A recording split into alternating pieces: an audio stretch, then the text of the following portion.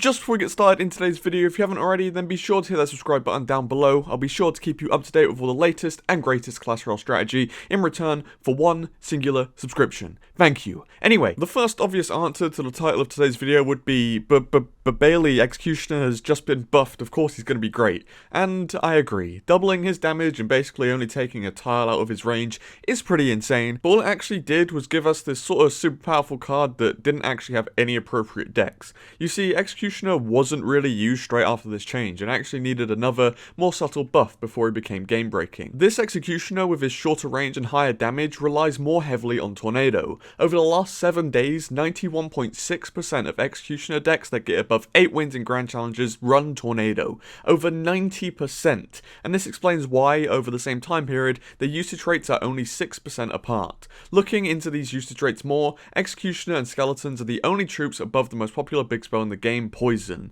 Skeletons make more sense because they're 1 elixir, but Executioner being there is just insane in my opinion. A true domination of the meta. Looking at even the top 26 cards on this list, Executioner does well within this meta game. Night Witch, Valkyrie, Bats, Electro Wizard, Baby Dragon, Magic Archer, Elixir Golem, Wall Breakers, and Ice Wizard are all cards that he can ruin. His only struggles in this top list are Miner, Rocket, and Bandit, but they're all avoidable if you play him correctly. Talking of playing him correctly, let's get into some of his best usage cases. Obviously, him sitting back and chopping things up with the help of a Tornado is the thing that he does best. Wait for your opponent to unleash their Mega Push, place down an Executioner, maybe with a little bit of protection, and wait for that perfect moment to Tornado everything into his axe of destruction. And literally, that's all there really is to using the Executioner. You could maybe counterattack with him afterwards, but he's not the greatest in offense due to his slow hit speed. But it's extra value, I guess. I love the concept of rocket baiting, which might become necessary with Rocket being at a 15% usage rate right now.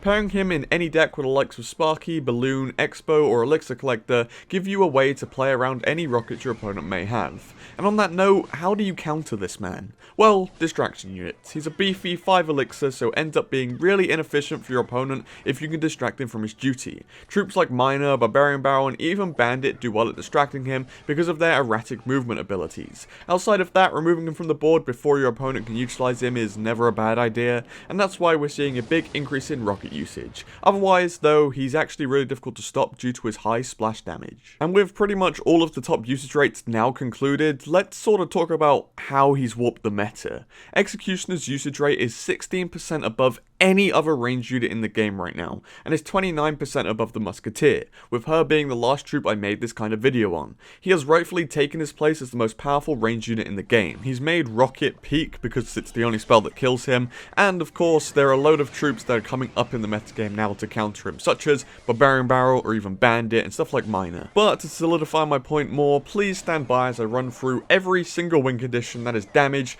by a meta dominated by Executioner and Tornado.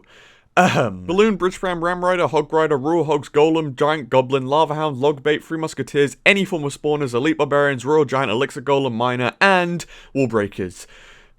And the ones that benefit, Expo, Mortar, Graveyard, maybe Sparky. There's literally 16 out of 20 win conditions I listed there are worse off when Executioner and Tornado are meta. That's 80%. That's how the Executioner warps the meta. And, well, I think it's safe to conclude that the combination of Executioner and Tornado sure are meta warping, and maybe a pair that actually deserve to be forgotten about rather than buffed.